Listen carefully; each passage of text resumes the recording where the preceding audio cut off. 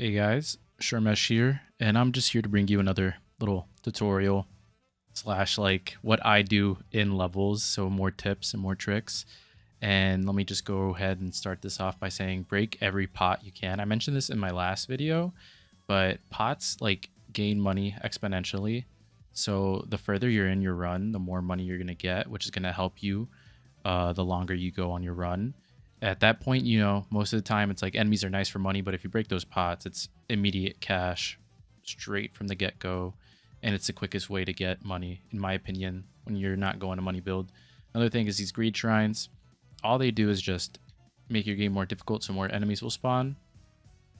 And then, again, when you buy chests are going to increase in price every time you buy them. Keep that in mind. And then charge shrines. You want to do charge shrines constantly just because they're fun bonuses. And when you start the match, like the first thing you want to do is just try to find your way to the boss, like locate that boss by just roaming around. You don't have to necessarily focus on it as your primary goal slash objective. Like for the most part, you have 10 minutes, so you can relax, look around, see what you can get, see what you could work towards, because you want to make your build more and more overpowered. But try to keep that in the back of your mind as the time goes down. You're like, oh, I gotta hurry up and find this. Another thing when playing is that these power-ups that you see here, oh, before that, the skeleton, there's gold and blue skeletons. The gold one drops gold, and then the blue one drops XP. So depending on what you want, it'll give you that. And you got to hurry up and kill them, because as soon as you attack them, they run away. And if you give them enough time, they like burrow underground, and then you can't get them anymore. And then for power-ups like these, there's different types. There's a money one, which if I pick it up and show you, each enemy I kill, I get money from. So it's really good if you pick that up during swarms. The heart one heals you. There's a time stopper one. There's a purple lightning bolt, like that just makes you attack like crazy, increase your attack speed. And then I believe there's a shield one, which just shields you from all damage, which is also good from getting. And then did I mention the time stopping one? That one's a pretty good one. It just stops time for a set period. And then there's these little mini bosses, both on this map and on the desert map. You shake them. I'm not going to do it, but you shake them and he's going to activate. And they're pretty difficult bosses, but you need them to unlock the, you know, characters themselves. So if you have a good run going, and you could get them on tier 1, tier 2, tier 3. If you have a good run going, you might as well shake them, because they also drop items after killing them. So even if you have the character, oh, and there's a speed one, I forgot to mention that.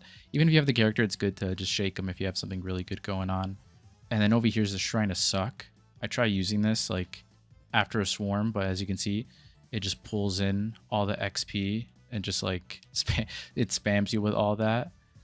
And yeah, that's that for that shrine. Just use it after a swarm is what I'd recommend personally. But you could use these things whenever you want. Like if you just want to pick up the speed one to roam around and try to find that boss. As you can see, I still haven't found the boss, but you could do that. There's no reason to feel pressured to keep them just in case, because they're going to stay there the whole time. There's no reason to not get them. Another thing real quick is that these challenge shrines summon enemies, and you want to also activate them, even if you can't defeat the enemy necessarily at that time, because they'll just follow you indefinitely. Like right now, I just activated it during a swarm, which was probably a bad decision. But you can tell that they're the ones that you summon because you'll see the little marker right above them, the little dual sword thing. And basically, as soon as you kill them, as you can see, I just killed them. They'll always drop that right there, which is an item. So if you want free items, always activate them, because they always give you XP and items. So it's, again, like a why not type of situation.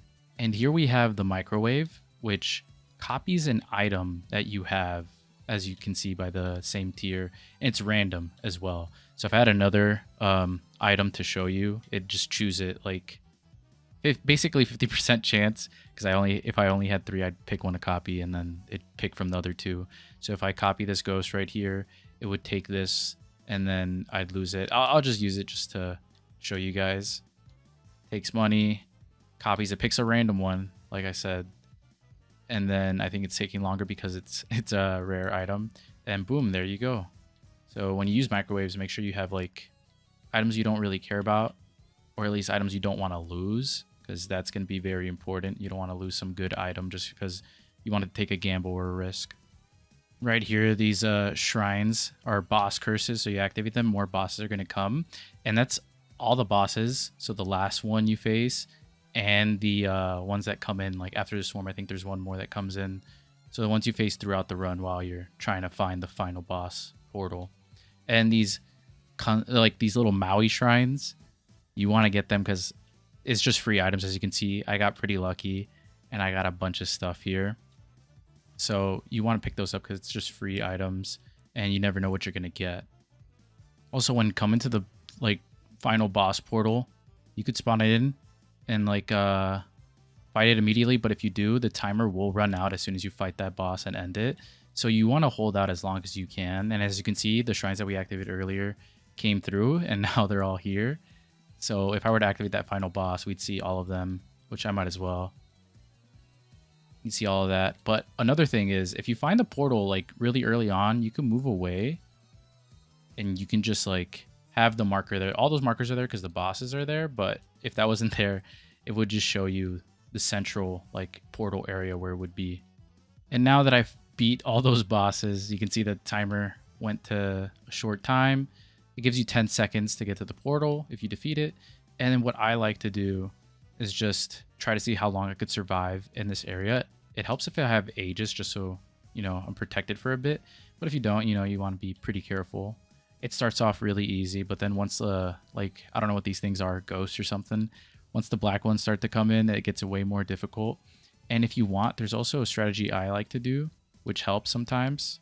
And it's just like hugging the portal. You can't tell right now because I have so many like things going off. But if you hug the portal, they get stuck on this other side. Let's see if we could get one or two to... So see, they stack up like that. And keep in mind, you're not getting all the XP that's all over the floor. You'd have to like leave and get it. But you're still getting all the money. As you can see, I just got hit there. That's like a big indicator of when to leave, in my opinion. So if you get hit a couple of times, even once, sometimes I just go in the portal. You just hug it, try to survive as much as you can. And then once you decide, you know what, this might be a bit much, you just dip and you're good. So here we have the Shady shop guy before the boss gets to me. If you took note of his hat color, it was blue, and he's selling blues and above. So as you can see, blues and above. If he has a black hat, it'll be a random assortment. And if he has a yellow hat or a pink hat, then it'll be those rarities as well. And same thing, like I said, just to prove it, I said at the start of the video, but if you break pots, got like 100 coins from that. There's not another pot there, but I got 100 coins from that. And like I said, it scales up the more you do it. And then since I'm here, you know, golden chests, you always want to open golden chests no matter what, just because they're free. You might as well. And they don't affect this guy's money either, because if you buy a normal chest, it actually makes this more expensive. So we could prove it. 204, 215, 315, right? We go buy a chest. 204, 214, I don't know, but it was 200s. 231, 243, 356. As we can see, it changed up the price. While the gold ones don't do that. They're just there for free items, and you might as well pick up on those. So let me touch on the desert real quick. The desert is a different map you unlock after beating the forest. And whenever you see these tumbleweeds, break them, because they're free XP. And I think they drop money as well. So you always want to be like, if they're coming to you, you might as well. Or if they're in a direction like this, you get it, and then boom, more XP. And if you don't have a third or fourth weapon slot, this happened to me in a run. I can't prove it now because I have all my weapon slots. And to be honest, I have not gotten a weapon since unlocking them. But to get like the shotgun and the katana, you actually need to break tumbleweeds, right? So you break them and then, you know, 5% chance for each one. I remember I had 3 weapon slots only at the time, and it actually filled up and gave me a 4th weapon slot during my run. So it's a cool way of getting a 4th weapon or 3rd weapon if you only have 2 or 3 and you don't have the shotgun or katana unlocked. Just thought you'd know that. And then that statue right over there, that's the other boss. I showed you the shrub. This guy is considerably easier than the shrub in my opinion, but there you go. And that's how much health they have on the first stage. And that should be all of my tips. I don't really have a lot for the desert because it's just, you know, The boss is a lot harder on the desert. I will say it's Anubis. Shoots lasers and does a bunch of shit that like tracks you. So keep in mind it's not as easy as the forest, but it's a lot more open of a map and you can explore things a lot more easily, as you can see. So there you go. Should be the end of my video, and I hope you guys enjoyed. Hope this helped. And yeah, if you liked it, leave a thumbs up.